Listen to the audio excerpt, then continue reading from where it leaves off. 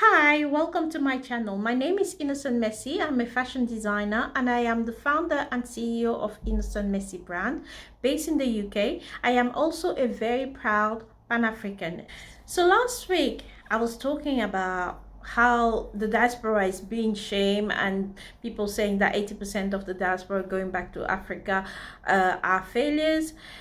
Today I want to talk to you and try to give my own advice on how not to fail when you go back to Africa. Number one, you need to have a plan. Okay, you need to, it can take you a year plan, 2-year plan, 3-year plans. It doesn't matter the amount of time you need you to plan, but you need to have a plan. You need to have a clear understanding of what you're going to be going to do, because you're not going to Africa to try to find a job. There's no job. You have to create jobs. So you need to have a clear plan of what you need to do. Number two, maybe this should have been number one. Travel to the continent. Take a holiday. Take a 2 weeks, 1 month holiday, go to the country in Africa that you chose to and be curious. Talk to other investors there. Talk to other business people who are there. Ask them questions about the difficulties. Also be observant. See what you can bring as a bonus, what you can create, what job you can create. Be familiar with like how people work, how people think, how things work in general. Don't just go for like a nice relaxing holiday and enjoying the sun. You have to really go to do your research, and you should do that. Maybe travel maybe once or twice or 3 times before you actually decide to go back. That's going to help you to stop yourself from making a lot of mistakes. Number 3, I think this is the most important, and this is where people get it wrong. When you decide to go back to Africa as a diasporan, please, I'm begging you, my brothers and sisters, be humble.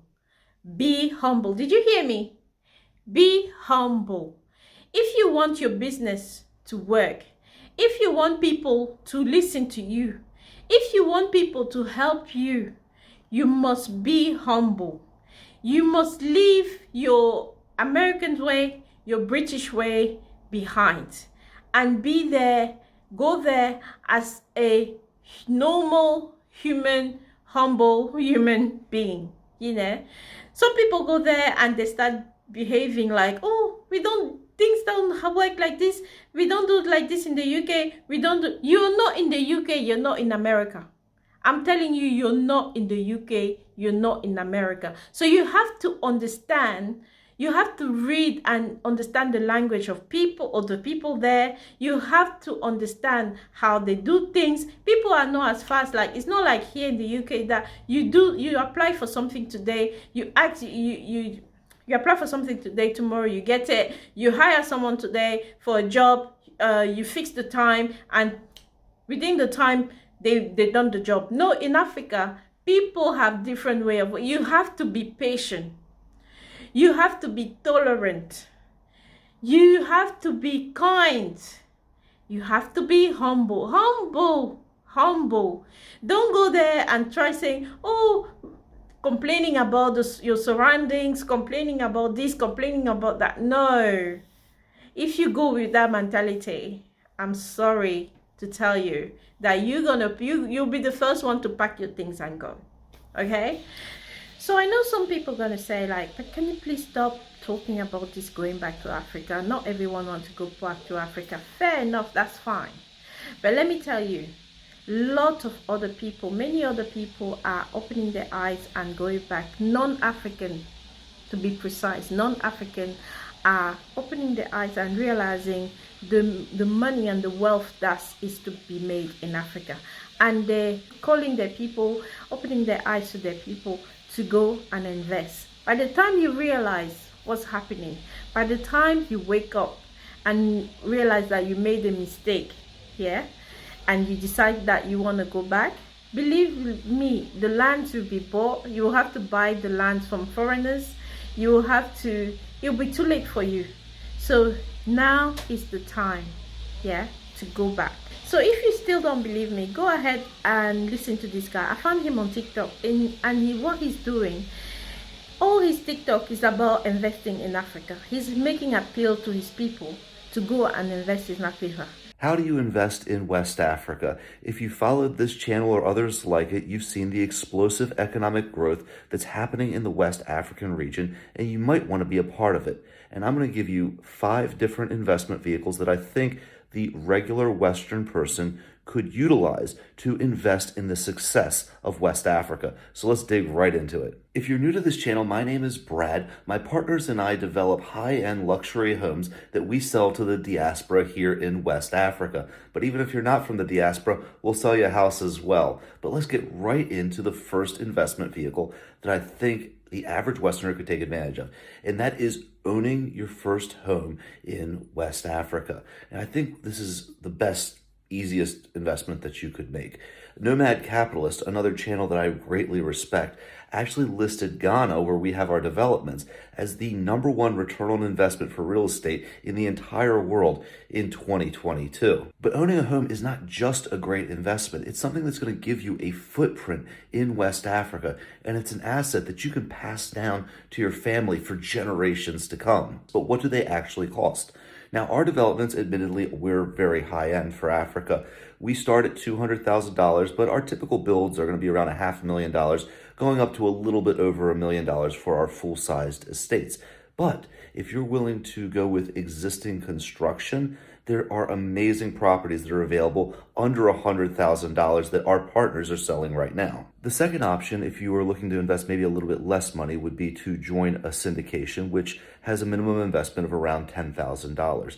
And what those are pools of money, generally 1 or 2 main investors, and then a few dozen smaller investors that bring their money together to purchase a larger investment vehicle. So that would be a commercial building, a multi-unit apartment building, or just land for development. These funds typically are paying out between 12 to 22% returns on investment in US dollars. But of course, you want to be able to vet these properties out. And a big part of that is actually being on the ground in the country that you're investing in. So I would recommend, if you're investing in a syndication, actually come out and see the property that they are investing in person before you give them any of your money. The third investment vehicle, which is becoming increasingly popular, is to just purchase raw land and hold on to it for later development. Now, if you're going to go this route, you're going to be looking at an investment of around $25,000 for a really good piece of land in a prime area. If you are going this route, I would recommend having an investment consulting firm take a look at the property, make sure it appraises for the value that you're paying, and that the ownership for that land is verified. The cost for this analysis is going to be anywhere between $1,000 to $1,500, but it is well worth it because once you've purchased the raw land, it's relatively maintenance free, and you can just simply wait for the land values to increase, or you can wait for yourself to be in a position where you can build your dream house later on. The fourth way to invest in West Africa would be to start a business. Now, I would only recommend this to people who have previous business experience, because you don't want to come to a new country and learn to do business while learning and navigating a new country at the same time.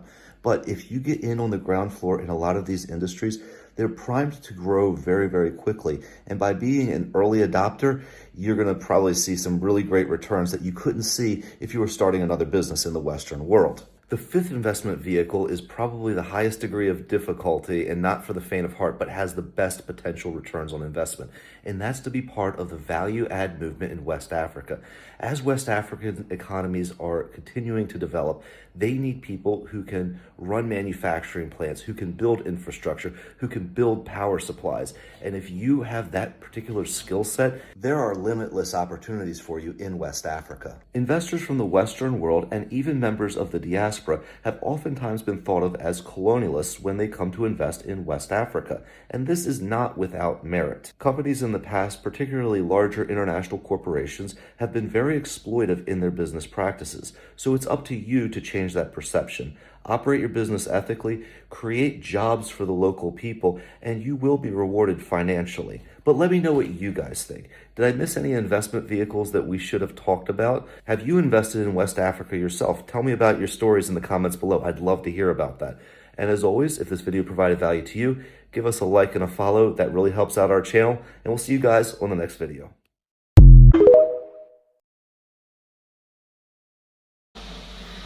So you heard what he said. He's making a thing to invest in West Africa, how to make money, how to make generation wealth for your family and your people. He's appealing to his people. And we African are still coming here selling our house in Africa to come and live in misery here, working 9 to 5 job, when people are taking their investment here, their money, the little money they have, and go make big money in Africa. It's so confusing. It's hard to understand. But anyway, I hope you heard me. I hope you're listening.